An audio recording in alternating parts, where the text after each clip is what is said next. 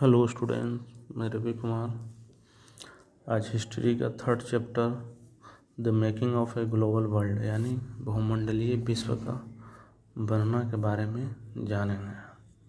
तो सबसे पहले हम जानेंगे कि ग्लोबलाइजेशन क्या है। तो व्यापार के लिए या काम की तलाश के लिए लोगों को एक देश से दूसरे देशों में जाना ही ग्लोबलाइजेशन होता है। ग्लोबलाइजेशन की घटना कोई नई नहीं है, ये बहुत ही पुराने समय से चलते आ रहा है। जैसे कि 15वीं सेंचुरी में कोलंबस ने अमेरिका की खोज किया था और वास्को डी गामा ने इंडिया को खोज किया था, ठीक है। और बहुत ही पहले एक सिल्क रूट से व्यापार होता था, यानी कि उसे movement of people and goods होते थे। आज की बात करें तो चाइना को मास प्रोडक्शन का कस्टमर सपोर्ट मिलता है इंडिया से और वह अपने गुड्स को पूरे वर्ल्ड में सेल करता है। और आज बहुत सारे कंपनी भी अलग अलग कंट्री में बिजनेस को सेटअप कर रहे हैं। तो ये सब क्या है? ये सब ही ग्लोबलाइजेशन ही है। इसलिए हम कह सकते हैं कि ग्लोबलाइजेशन से बहुत बड़ा चेंज आया है। ग्लोबलाइजेशन और इंडस्ट्रियलाइजेशन ने मिलकर ह्यूमन सोसाइटी को बहुत ज़्यादा चेंज कर दिया है, ठीक है। फिर इसमें आगे है सिल्क रूट के बारे में जानना। तो सिल्क रूट एक एंशियंट नेटवर्क था जो वर्ल्ड के दूर दूर स्थित भागों के बीच व्यापार और सांस्कृतिक संपर्कों के लिए यूज किया जाता था। सिल्क रूट ईसा पूर्व से पहले ही सामने आ चुका था और इसे लगभग 15वीं सेंचुरी तक यूज किया गया था। यह एशिया के बहुत सारे रीजन्स को एक दूसरे से जोड़ने का काम करता था, बल्कि एशिया को यूरोप और उत्तरी अफ्रीका से भी जोड़ता था। इसे सिल्क रूट नाम क्यों दिया गया, इसके बारे में भी हम जान लेते हैं। क्यों दिया गया था? क्योंकि यह जब स्टार्टिंग में इसे सिर्फ चाइनीज सिल्क का व्यापार करने के लिए ही यूज किया जाता था, इसलिए इसको सिल्क रूट नाम दिया गया।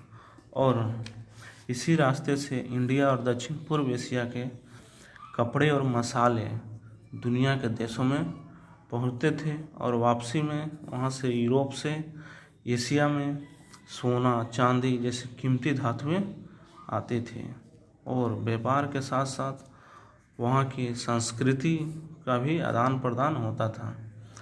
और स्टार्टिंग समय में ईसाई मिशनरी लोग भी इसी रूट से संभवतः एशिया में आते होंगे और कुछ दिनों बाद मुस्लिम धर्म प्रदेशक भी इसी रास्ते से पूरे वर्ल्ड में फैले होंगे। और इंडिया में जो आया बौद्ध धर्म के लोग भी इसी सिल्क रूट से सभी जगहों पर फैले होंगे, ठीक है। फिर सेकंड में पढ़ना है फूड ट्रेवल्स के बारे में। भोजन की यात्रा किस प्रकार से होगा। तो 500 साल पहले इंडिया में आलू था ही नहीं, तो ये इंडिया में आया कैसे? तो जैसे जैसे ट्रेवलर्स और ट्रेडर्स एक रीजन से दूसरे रीजन में मूव किया, वैसे वैसे उनका फूड भी मूव होता रहा। तो इसी को हम फूड ट्रेवल कहते हैं, ठीक। आज हम लोग रोज़ अलग अलग चीज़ खाते हैं, जिसे में आलू हो गया, सोया, मूंगफली, मक्का, टमाटर, मिर्च, शकरकंद आदि। इन सब ने एक रीजन से दूसरे रीजन में मूव किया है। जैसे नूडल्स है जो चाइना से आई है और पास्ता है जो अरब से आई है, ठीक है। इसके साथ ही भोजन के साथ साथ ही इतना ही नहीं, गुड्स और सर्विस के साथ फूड को भी ट्रेवल किया गया था उस समय।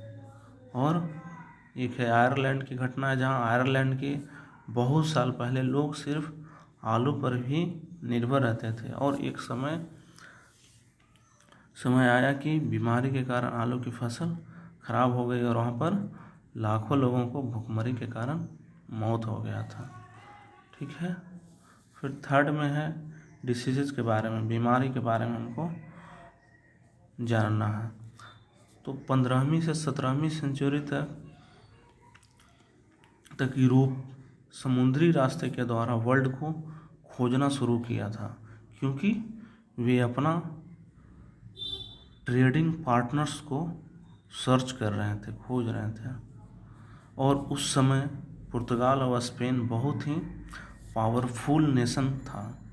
उनके पास आर्मी थी और फायर आर्म्स भी थे, और साथ ही साथ उनके पास जर्म्स और वायरस थे। और इसी वजह से उन्होंने अमेरिका के बहुत सारे हिस्सों पर कैप्चर करना स्टार्ट कर दिया था। जैसे में वायरस के रूप में स्मॉल पॉक्स था उस समय, चेचक, जो एक वायरस था जो एक बार फैल जाए तो ये किसी भी गन या किसी भी फायर आर्म से ज़्यादा पावरफुल होता है, और हम किसी गन से या किसी और वेपन से भाग तो सकते हैं या फिर उसको कैप्चर कर सकते हैं, पर इन जर्म्स और वायरस को ना तो हम कैप्चर कर सकते हैं और ना ही उसे भाग सकते हैं। इसलिए इसको अलग अलग देश यूज करते हैं दूसरे देशों को कमज़ोर करने के लिए। जैसे में भी हाल फिलहाल में एक कोरोना वायरस आया है, वो भी चाइना इसी तरह से किया है ताकि अमेरिका को बर्बाद कर दिया जा सके और पूरा वर्ल्ड में हम शक्तिशाली बन जाए। ठीक है, ओके।